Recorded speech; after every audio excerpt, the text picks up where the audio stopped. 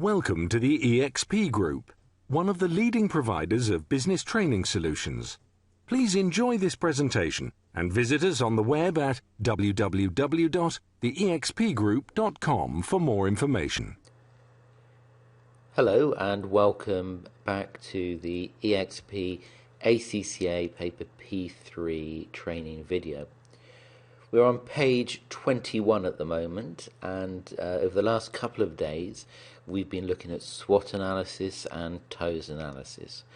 What we're going to do today is spend a short period of time looking at resources and competences, and in particular threshold resources and then core competences.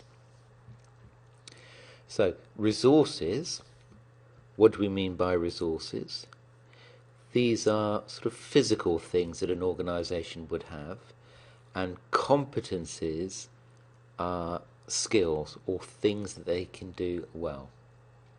Now the first thing, we've got threshold competences. As the notes say, these are the minimum required by an organisation to meet customers' minimum requirement.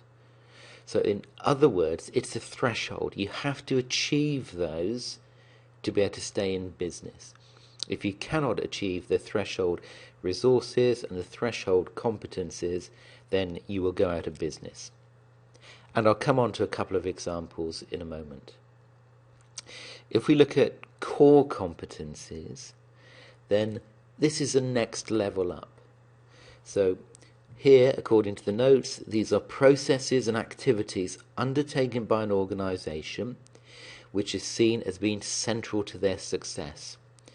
Core competencies are capabilities which are critical to a business achieving, and then the next words are important, competitive advantage. Okay, so in other words, they provide customer benefits which are difficult for competitors to imitate.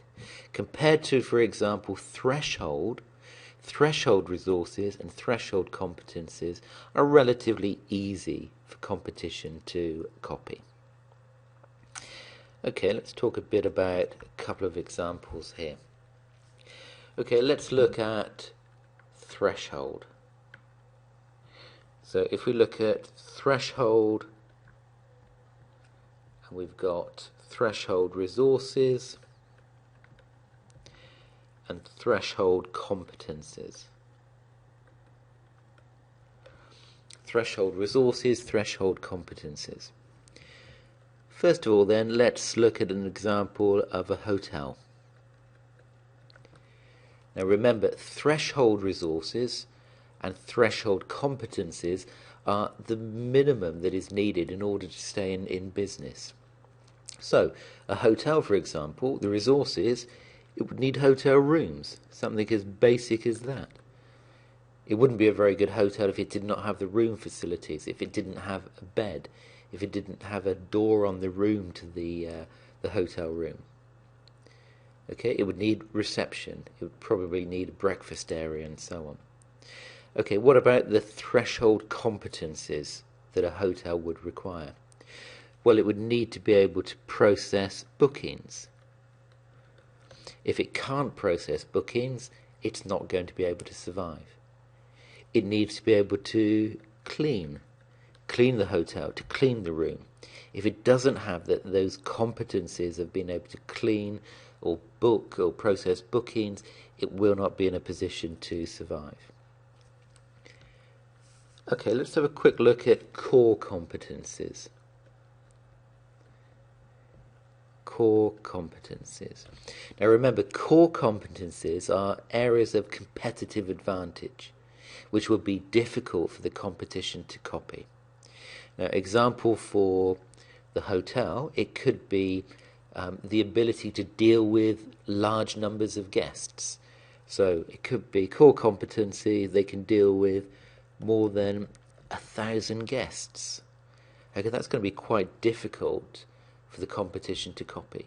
And that core competency of being able to accommodate, being able to process and deal with over 1,000 guests means they could, for example, move into running conferences or certain areas like that. Okay, let's have a look at a second example here. What about a small shop? A shop.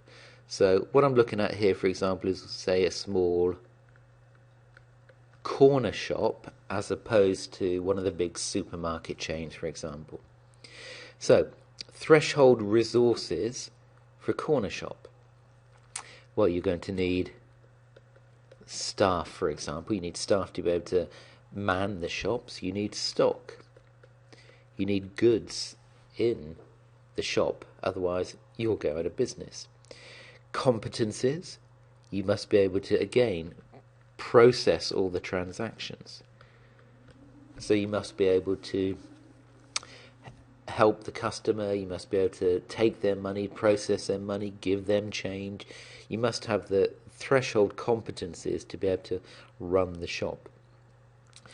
What about the core competence? Okay, I would say maybe one example of a core competence for a corner shop could be friendliness, for example. Could be friendliness. Now, the big supermarket chains obviously have an advantage over economies of scale and pricing and range of products.